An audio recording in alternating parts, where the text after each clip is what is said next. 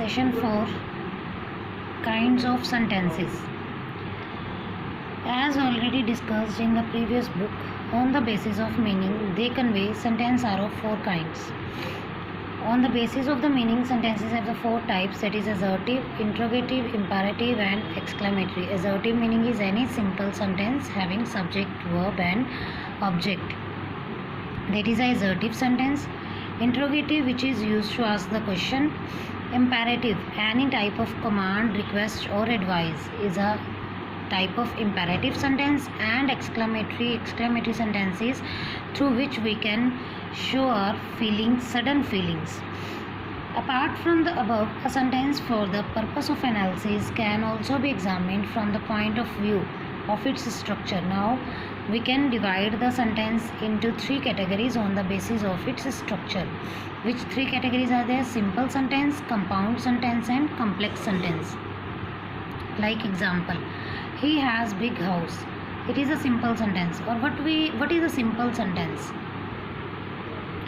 What is simple sentence? A simple sentence contains one main clause. It doesn't have a subordinate clause. What is a main clause? What is a subordinate clause? Main clause is a independent clause.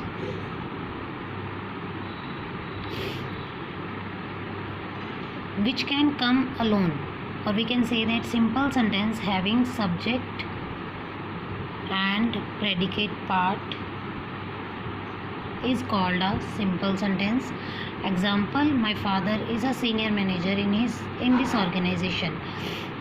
It is alone, the sentence is alone, it is a independent sentence, so it is a simple sentence. You can observe that there is only one finite verb in each of the above sentence. That means there is only one clause. A one clause sentence is a simple sentence having single clause, that is known as simple sentence. Compound sentence, a compound sentence that contains at least 2 main clauses, means when 2 independent clauses are joined with each other by using a conjunction, those are known as compound sentences. And the conjunction which is used in the compound sentences, those conjunctions are known as coordinating conjunctions. Examples, you may either stay in the hostel or stay with your relatives. Here or is a conjunction. The flowers are blooming, the birds were singing and spring was in the air. And is a conjunction. Now which conjunctions we can use in compound sentences? The conjunctions which are used in compound sentences are known as coordinating conjunctions and under coordinating conjunctions and still but yet these conjunctions are coming. So we can say that the sentences, 2 independent sentences when joined with these conjunctions, they are known as compound sentences. At the place of coordinating conjunctions, compound sentences can be joined with correlative conjunctions like hardly, when, if, then, though, yet, not only but also, either, neither, etc. Example, we went to market but the shop were closed, so we came back. One is but here, so also, but if we will remove but, we went to market. Independent sentence, the shops were closed. Independent, we came back home, that is also independent.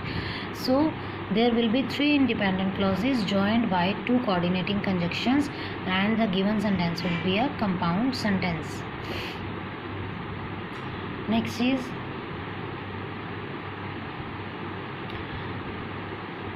example, see, I may do a computer course but I may not join that if I get admission in a medical college.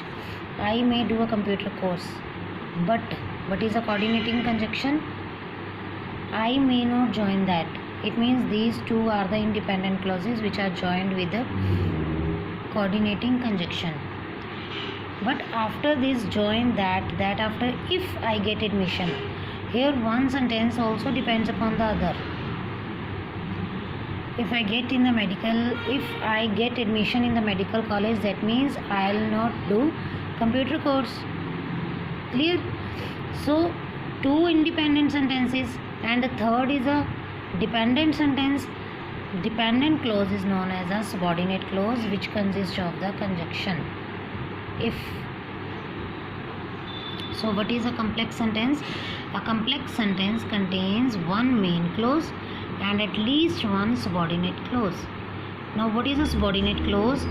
When one subordinate clause is also known as the dependent clause. It means in complex sentences one sentence depends upon the another. Example, as soon as the meeting began, a member said that he wanted to raise a point of order. When the member said these words, as soon as the meeting began, it means this one is a dependent clause and this one is a independent clause. A sentence having only one independent clause is known as principal clause, and one or more dependent clauses are known as subordinate clause. And by combining independent and dependent clauses, we can make a complex sentence. It contains at least two finite verbs. So we can say that in complex sentence there are two finite verbs. There are as many clauses in a sentence as there are finite verbs. There is only one main clause called principal clause, and the rest of them are the subordinate clauses. The subordinate clauses are dependent on the principal to complete its meaning. Next session is part of sentences. A sentence can be divided into two parts, that is subject and predicate part. Look at the given sentences divided into two parts. Dogs bark. Sudha is a doctor. He teaches information. That is the subject part and that is the predicate part.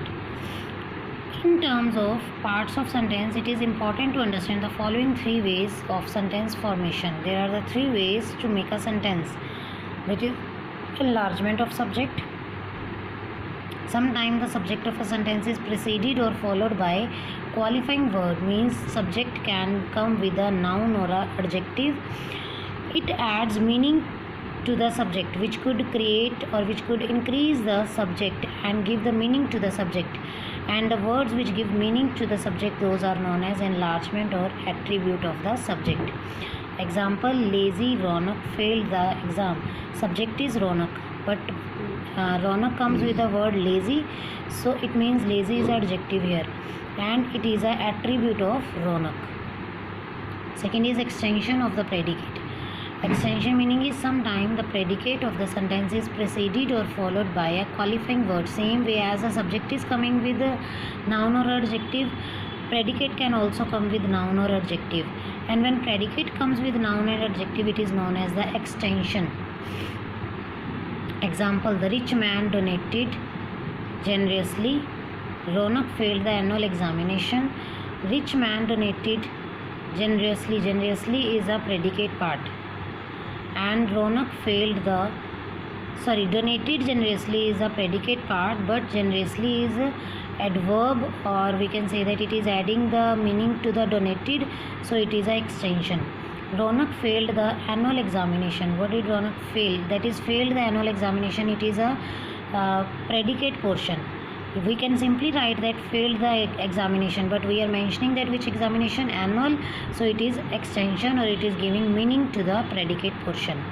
Next is object and complement of a predicate.